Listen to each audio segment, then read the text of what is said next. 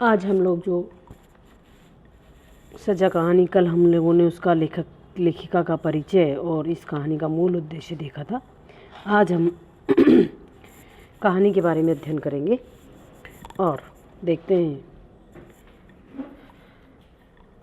पापा का कार्ड आया है चाचा जी के नाम।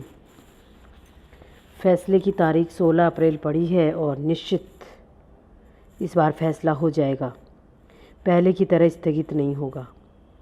यदि छुट्टी मिल सके और असुविधा ना हो तो 2 दिन के लिए आ जाना। मेरे और मुन्नू के लिए एक लाइन तक नहीं लिखी थी, न प्यार न आने के लिए कुछ। पूरे साल में पापा का यह पहला कार्ड था और हमारे विषय में कुछ नहीं लिखा, जैसे उन्हें मालूम ही नहीं हो कि हम यहाँ पर हैं। क्या पापा ने अपने आप को इतना बदल लिया है? उन्होंने क्या बदल लिया है? शायद समय ने उन्हें बदल दिया है। उन्हें ही क्या, सबको ही बदल दिया है। अर्थात मैं क्या कम बदल गई हूँ? मुन्नू का क्या कम बदला है? पता नहीं अम्मा की क्या हालत होगी। ओहो, इन 5 सालों में क्या कुछ नहीं हो गया। अर्थात मुकदमा चल रहा है और पूरे के पूरे 5 साल हो गए हैं और अब आया है कि इस बार फैसला हो जाएगा, तो आप लोग 16 तारीख को आ जाना। 16 अप्रैल आज से 5 दिन बाद 16 अप्रैल आज से 5 दिन बाद मैं जाऊंगी, ज़रूर जाऊंगी और मुन्नू को लेकर ही जाऊंगी। कांत मामा ने तो हर सुनवाई के बाद यही लिखा कि इस बार फैसला पक्ष में होगा। हे भगवान, ऐसा ही हो, पर रह रह कर मन कांप जाता है। पहली बार भी तो सब यही कहते थे, तब मैं एकदम ना समझ नहीं थी, फिर भी ज़्यादा नहीं समझती थी। पापा और अम्मा तो हमेशा ही मुझे बच्ची ही समझते थे, इसलिए शायद बड़ी ही नहीं हो पाती थी। इधर एकदम कितनी बड़ी हो गई हूँ, कानून की बातें समझने लगी हूँ। 7 आदमियों का दोनों समय का खाना बना लेती हूँ। खाना ही नहीं, घर का सारा काम भी करने लगी हूँ। मेरे साथ स्कूल में जो लड़कियाँ पढ़ती हैं उनसे करवा के देखे कोई भी काम तो, पर वे सब क्यों करे ये काम? भगवान उन्हें से बुरे दिन ना दिखाए। अर्थात यहाँ पर इनके पापा पर दोषारोपण कर दिया जाता है, जिसके कारण कि उनकी जो तारीखें कोर्ट में पड़ रही हैं, परंतु अभी तक कोई सुनवाई अंतिम नहीं हुई है। अगली बार हर डेट दे दी जाती है और उसके कारण इनको जो है 5 साल तक का एक लंबा इंतज़ार करना पड़ रहा है। और इन 5 सालों के दौरान उनकी ज़िंदगी में क्या बदलाव नहीं आए, हर एक चीज़ को क्या उन्होंने महसूस नहीं किया, इसके बारे में वो कहती हैं कि मैंने शायद सब में कुछ न कुछ बदलाव तो आया है। और ये जो हैं खुद वो कहती हैं कि मेरी उम्र की लड़कियां अभी पढ़ती ही हैं, सिर्फ वो कुछ काम नहीं करती हैं, पर ये काम पढ़ाई के साथ साथ अपना घर का सारा काम भी देखती हैं।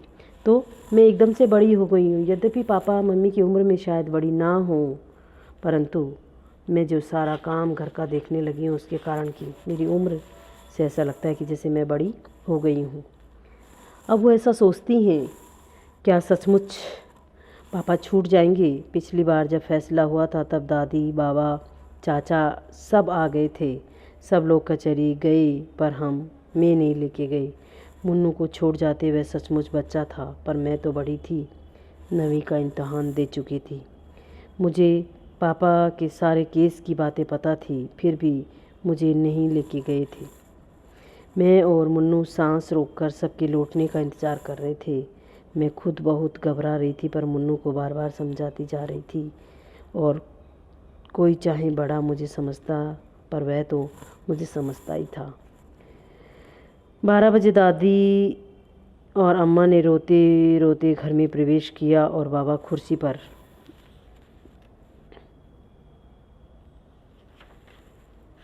बैठकर हथेलियों में मुंह छिपाकर फूट फूट कर रोने लगे। हे भगवान, तेरे राज में इतना अंधेरा, मेरे निर्दोष बेटे को 2 साल की सज़ा। सबको रोते देख हम भी खूब रोए। पापा को घर नहीं आने दिया, वहीं से जेल ले गए। 2 दिन में स्कूल नहीं गई। जब गई तो मेरी सारी सहेलियां हमदर्दी दिखाने लगी। वह तो हमदर्दी बिल्कुल नहीं थी। हमदर्दी क्या ऐसे कहकर दिखाई जाती कि हाय हाय बेचारी के पिता को जेल हो गई। आपस में दबी दबी जबान में कहती, इतने बड़े लोग भी चोरी करते हैं। इतने ठाठ से थे आशा जी के। मेरा जी होता है कि चीख चीख कर सबसे कहूँ कि पापा ने कुछ नहीं किया है, बस इस समय उनके ग्रह बिगड़े हुए हैं। ग्रह जब बिगड़ जाते हैं तब क्या नहीं हो जाता। रामचंद्र जी ने कौन सी चोरी की थी? फिर भी 14 साल का वनवास काटा था या नहीं? पांडवों ने क्या किया था? फिर भी अज्ञातवास किया था या नहीं? ग्रह बिगड़ते हैं तो राजा को भी सब कुछ भोगना पड़ता है। इतनी सी बात ये लोग नहीं समझती। अम्मा ने मुझे समझाया कि अभी हमारे बुरे दिन हैं, जो भी आए चुपचाप सहन कर लो, और मैं समझ गई। तभी तो उन लोगों से कुछ नहीं कहती थी, पर उनको कभी समझ नहीं आया। शायद बुरे दिनों में ही समझ बढ़ती है। अर्थात ये उनकी बेटी हैं जो ऐसा सोचती हैं कि क्योंकि उनको 2 साल की सज़ा सुना दी गई थी और मुकदमा अभी चल रहा था, तब तरह तरह की बातें उसकी क्लास की सहेलियां करती हैं। और ये खुद भी इतनी समझदार नहीं है, परंतु जैसी परिस्थितियां व्यक्ति पर पड़ती हैं तो व्यक्ति को वो अपने आप समझदार बना देती हैं। इसलिए वह उन सब चीज़ों या हालातों को समझते हुए अपनी सहेलियों की नासमझी पर गुस्सा करती है और सोचती है कि इनको भी कुछ चीज़ें समझ लेनी चाहिए समय के साथ। तो कभी कभी बुरे दिन आने पर सबके साथ बुरा होता है। बुरा समय चलने पर व्यक्ति कुछ अच्छा नहीं कर पाता है, इसलिए अपने आप को फिर भी वह दोष मुक्त नहीं कर पाता है। इसलिए वह इतिहास से भी उदाहरण लेती है कि रामचंद्र जी ने कौन सा पाप किया था या कौन सा गलत काम किया था, जिसके कारण कि उनको 14 साल का वनवास भोगना पड़ा। और पांडवों ने क्या किया था, फिर भी उनको अज्ञातवास बिताना पड़ा था।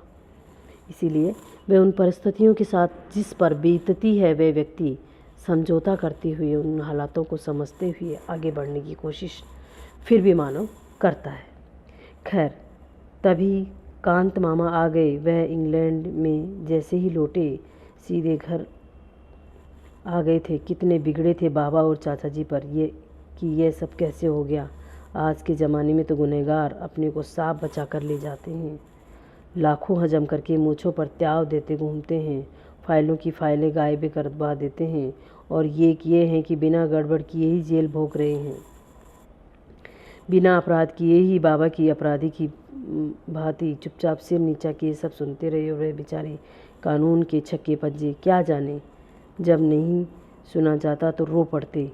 उस समय मुझे कांत मामा का व्यवहार जरा भी अच्छा नहीं लगता था, पर वह कुछ भी तो नहीं कह सकता था कोई। वह हाई कोर्ट की अपील मंजूर करवाने के लिए भाग दौड़ कर रहे थे। इंग्लैंड से लौटकर कांत मामा अपने को बहुत समझने लगे थे, पर शायद बहुत कुछ होकर भी आए थे। अर्थात क्योंकि नज़दीक का जो व्यक्ति होता है, जो कानून की भाषा को जानता है, वह उन चीज़ों को समझ रहे थे। फिर उनको कह रहे थे कि ये सब कैसे हो गया। उन्होंने सचमुच अपील मंजूर करवा दी। 25 दिनों के बाद पापा छूट कर आए। मैं सोच रही थी कि उनके आते ही मैं और मन्नू उनके गले से लिपट जाएंगे। पापा कितना प्यार करेंगे हमें। 25 दिनों से घर में मनहूसियत छाई हुई थी, वह दूर हो जाएगी। हमारे अच्छे दिन लौट आएंगे। सब लोगों के आ जाने से और पापा के चले जाने से हमें तो कोई पूछता ही नहीं था। पहले घर में हम थे। खाना बनाया जाता हमारी इच्छा से, कहीं बाहर जाते तो हमारी इच्छा से। एकाएक जैसे हम कुछ रहे नहीं। फिर भी कुछ समझती थी, पर मन्नू तो कुछ भी नहीं समझता था। किसी चीज़ की जिद कर बैठता था। मैं उसे समझाती, भैया अभी हमारे बुरे ग्रह आए हुए हैं, किसी भी चीज़ की जिद नहीं करते, पर वह ग्रह व्रह कुछ नहीं मानता और रोए ही चला जाता। सोचा था अब हमारे आंसू पहुँचने वाले और हमारी जिद को पूरा करने वाले पापा आ जाएंगे तो हमारे सारे दुख दूर हो जाएंगे, क्योंकि बच्चे ही हैं। इसलिए स्वाभाविक उनसे लगा कि मामा ने उनकी जमानत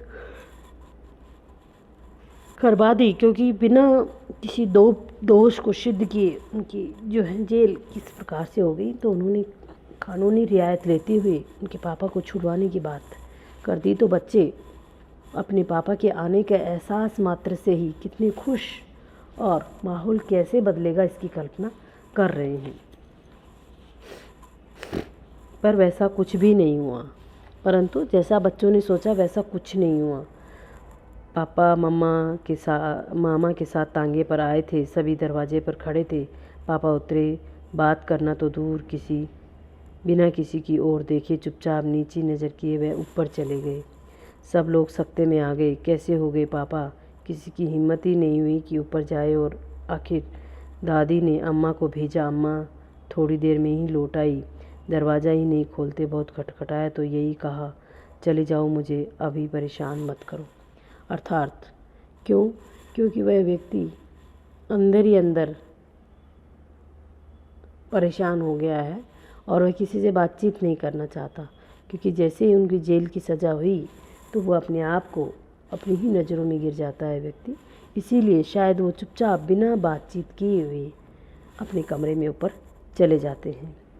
यूँ मैं घर वालों के साथ रोई मैं रोज़ ही थी, पर उस दिन पहली बार मेरा मन रोया, अपनी पूरी समझ के साथ रोया था। क्या हो गया मेरे पापा को? 25 दिन बाद घर में घुसे और प्यार करना तो दूर, हमारी तरफ देखा तक भी नहीं।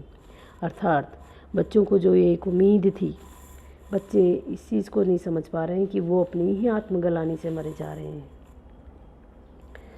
बार बार मन कहने लगा वह मेरे पापा नहीं, वह ऐसे नहीं हो सकते, जेल वालों ने उन्हें बदल दिया है। एक अजीब सा भय मन में समाने लगा कि अब शायद पापा कभी प्यार नहीं करेंगे। और सचमुच उसके बाद मैंने कभी उनका प्यार नहीं पाया, आज तक नहीं। इस कार्ड में क्या वह एक पंक्ति भी हमारे लिए नहीं लिख सकते थे?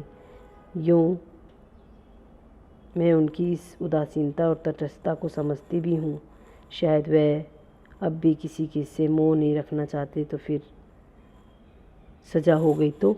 अर्थात अभी जब उनको पूर्ण रूप से सज़ा नहीं हुई है और फैसला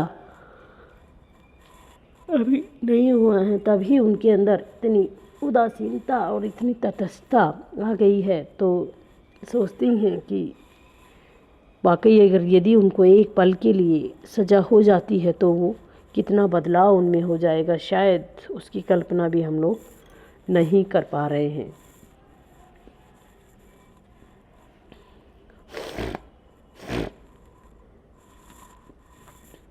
शाम को सब लोग ऊपर गए। दरवाज़ा तो खोला पापा ने, पर बात किसी से नहीं की थी। बस तकिए में मुंह गड़ाए पड़े रहे थे। मुझे लग रहा था कि जैसे वे रो रहे हों, पर हमें तुरंत नीचे भेज दिया गया था। कितना कितना गुस्सा आया था उस समय।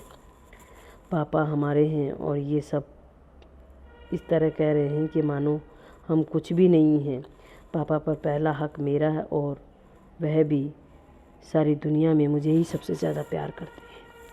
मैं मानने लगी थी कि ये सब लोग जल्द से जल्द अलीगढ़ चले जाएं तो अच्छा ही हो, तभी शायद पापा हमसे पहले की तरह प्यार करेंगे।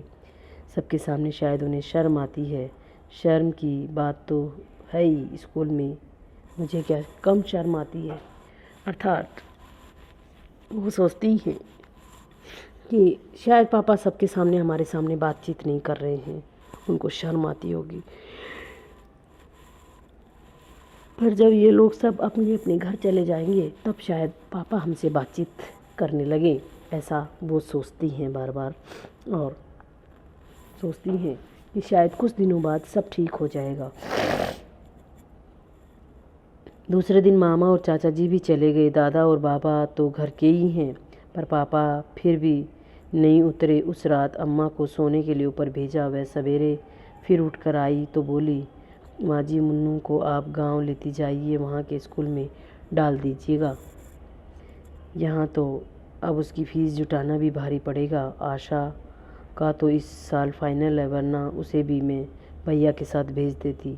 नीचे का घर अब खाली कर देंगे, फिर क्या, फिर और पता नहीं क्या क्या बात हुई दोनों में, और दोनों खूब रोई। अर्थात कि पता नहीं फैसला तो कब तक होगा और हम अपना खर्चा किससे चलाएंगे, किस तरह से जो है इस खर्चे को दबाएंगे। मैं किसी को भी रोता देखती तो बिना कारण जाने ही रोने लगती। फिर उस समय तो रोने का बहुत बड़ा कारण भी था कि मुन्नू चला जाएगा, कैसे रहेगा यह गांव में। वहाँ का स्कूल भी तो कोई स्कूल है, यहाँ इतने अच्छे स्कूल में पढ़ा है। पापा वैसे चाहे सारे दिन चुपचाप पड़े रहें, पर इस मामले में वह चुप कभी नहीं रहेंगे। अर्थात वह सोचती है कि पापा हमको नहीं भेजेंगे, परंतु ऐसा कुछ नहीं होता है और उन दोनों को गांव भेज दिया जाता है। और फिर आगे की कंडीशन या स्थिति कैसी होती है, ये कहानी को हम कल देखेंगे। बाकी कहानी